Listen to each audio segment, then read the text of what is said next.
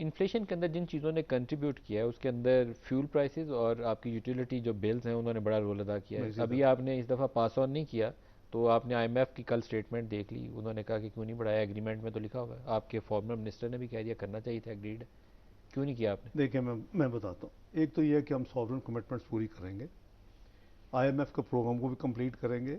मैं कोशिश करूँगा कि, क्योंकि जून तक रफली इस प्रोग्राम ने चलना है और गवर्नमेंट का टेन्योर भी जून अगस्त तक है, तो हम वो क्रेडिट अल्लाह ताला हमें दें कि सेकंड टाइम भी मुस्लिम लीग नून और यूनिटी गवर्नमेंट ने आईएमएफ के प्रोग्राम को मुकम्मल किया। ये सॉवरेन कमिटमेंट होती है, आपकी क्रेडिबिलिटी है, ये सॉवरेन कमिटमेंट पूरी करनी चाहिए रिगार्डलेस। शायद मैं प्रोग्राम निगोशिएट करता तो कुछ और करता।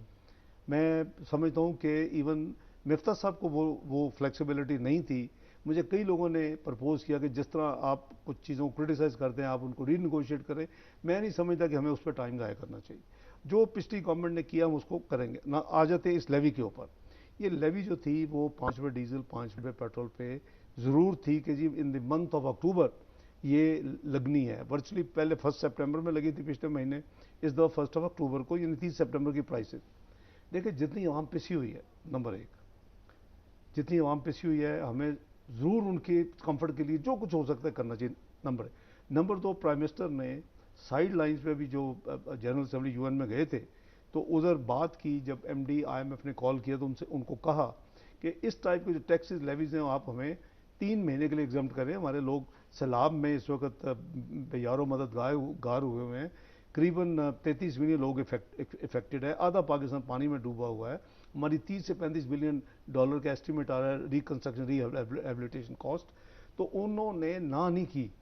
आईएमएफ एमडी ने उनको उनको बताया कि जी I will go back to my system, यानी उनकी जो एग्जीक्यूटिव कमेटी बोर्ड जो। आपने ऑनलाइन मीटिंग भी तो की थी ना, उन्होंने क्या रिस्पॉन्स दिया आपको? नहीं, मैंने उनको कॉन्फ्रेंस में नहीं लिया। नहीं लिया? उसकी वजह है, उसकी वजह यह है कि एक अगर आईएमडी और प्राइम मिनिस्टर के लेवल पे ये बात हुई है एंड शी डिड नॉट से नहीं करना। आपने वो जो टास्क टीम लीडर है आपने उनसे बात की? जो नहीं, मैंने किसी से भी नहीं की। किसी से भी नहीं की? मैं जिम्मेदार हूँ। एनी नेगेटिव कॉन्सिक्वेंस मैं रिस्पॉन्सिबल हूँ। बट मैं आपको एक्सप्लेन करता हूँ। मेरी फर्स्ट डिफेंस लाइन है, but I am sure they understand these things.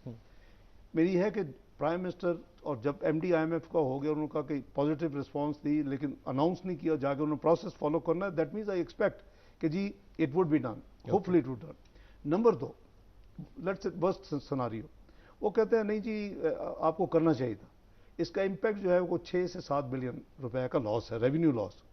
And ये टैक्सेस रेवेन्यू नहीं है, ये नॉन टैक्स रेवेन्यू है, जिसमें पेट्रोलियम डिविडेंड लेवी आती है, जिसमें हमारे डिविडेंड्स आते हैं स्टेट ओन्ड एंटरप्राइजेस के। इस तरह की हमारी कुछ आइटम्स हैं जो कि this is one of the items. I will give in another item में बजटेड जो भी है, मैं उनको वहां से may be multiple of 5 billion show कर दूं, दिखा दूं और डिलीवर कर दूं। जो फिर उनका क्या प्रॉब्लम। कंपनसेट कहीं और से आप कर लेंगे, हाँ, कुशन है आपके पास। एग्जैक्टली। देखिए हमें, अगर मैं कहूँ कि नहीं जी वो मैंने को कहीं और से तो कर लूंगा मैं, लेकिन वहां पे बोझ डालूं, मैं उस पर बिलीव नहीं करता।